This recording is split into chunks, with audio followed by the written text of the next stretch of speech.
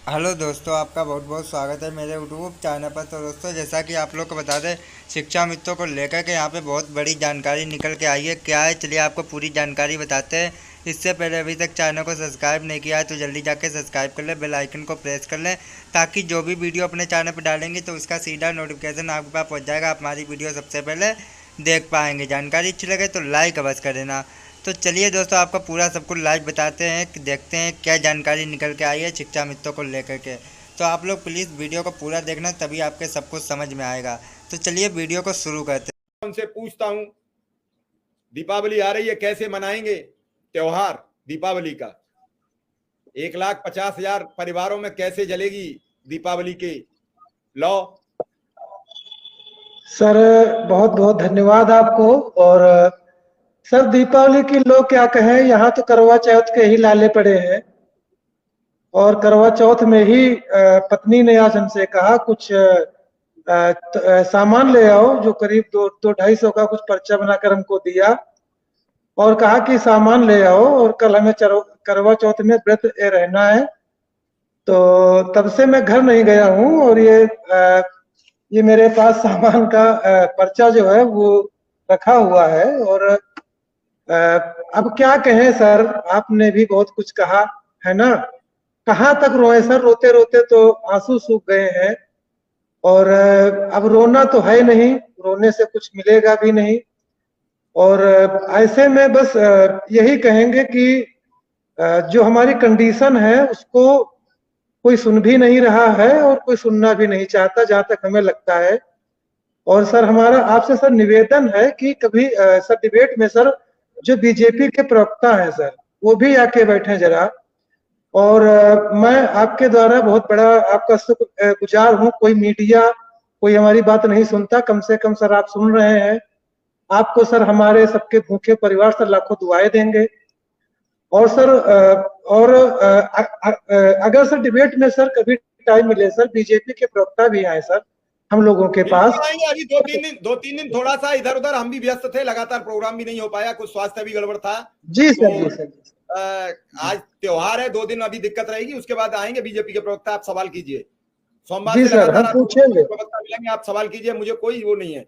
बात यह है जी कि सर। सामना नहीं करने की हिम्मत पड़ती विचारों की। वो भी कहां तक कहें कि सरकार से हम बात कर रहे हैं। हमारे जी साथ सर। लगातार हम तो 1 साल से इसी पे प्रोग्राम करते हैं, तो वो आश्वासन देते देते भी तो परेशान हो गई। आखिर कुछ जी भी करा लेते तो वो हमसे बात करें।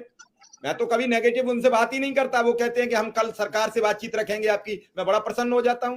हालांकि पिछले प्रवक्ताओं ने 2,000 रुपया बढ़वाए, तब उन्होंने कहा आके मंच पर ही कि भाई मैंने आपकी बात पहुंचाई है। वो बात अलग रही, कहां तक पहुंची। मैं तो ये कहता हूं, इकाई नहीं बढ़ा सकते हो, हर साल 2-2 हजार रुपया बढ़ाना शुरू कर दो, 5 साल बाद बंद कर देना, 20,000 रुपया हो जाए तो। लेकिन कहीं तो कोई पैमाना तय कीजिए। सर जैसे 2000 की बात कही, तो चुनाव के पहले भारी भरकम बजट भी पेश किया गया हमारे लिए। 2000 रुपए मानदेय बढ़ने की बात हुई सर। और वो सर चुनाव बीत गया, सरकार भी बन गई, वो सर हमारे 2000 रुपए आज तक नहीं बढ़े। और सर हम लोग यही नहीं जान पाए कि वो 2000 कहाँ चले गए। बजट हुआ, वो बजट कहाँ चला गया। और उस बजट का जो है सारा कुछ मामला आज आज तक से क्लियर नहीं हुआ। अगर हम 2-2 हजार की भी बात करें सर, तो वो भी नहीं। तो और सर ये भी बहुत बड़ी समस्या है कि सर जैसे वही वही हमारे डीजी महोदय वही शासनादेश करते हैं कि 10 तारीख तक शिक्षा मित्रों के खाते में मानदेय पहुंच जाए। और सर शासनादेश भी है, और सर कभी नहीं आता सर 10 तारीख तक। अभी तक उन्हीं डीजी महोदय ने सर ग्रांट तक जारी नहीं की है सितंबर माह की, जबकि आज 12 तारीख हो गई है। तो अगर सर 10 तारीख तक ही आ जाता तो कम से कम जो कल करवा चौथ है सर, अपनी पत्नी के लिए सर कुछ तो हम खरीद सकते थे सर। अब मैं कैसे अभी डिबेट के बाद घर जाऊंगा। मैं दूसरे के यहाँ छत पे बैठा हूँ, क्योंकि मेरे घर पे नेटवर्क नहीं रहता है। तो जब मैं सर घर जाऊंगा तो मैं कुछ नहीं समझ पा रहा हूँ कि उससे 200-250 रुपए का सामान नहीं ले सका हूँ, तो कैसे उससे अपना मुंह दिखाऊंगा कि मैं हूं तो क्या हूं, क्या बताऊं सर। आप सर परिवार वाले हैं सर, मेरी भावना आप सर बहुत अच्छे से समझेंगे सर। जी सर। मैं बिल्कुल आपकी भावना समझता हूं। मैंने पहले भी कहा, अपने पहली लाइन में ये शब्द कहा कि दीपावली का पर्व शुरू हो चुका है, दशहरे के बाद दिवाली का आगाज हो जाता है।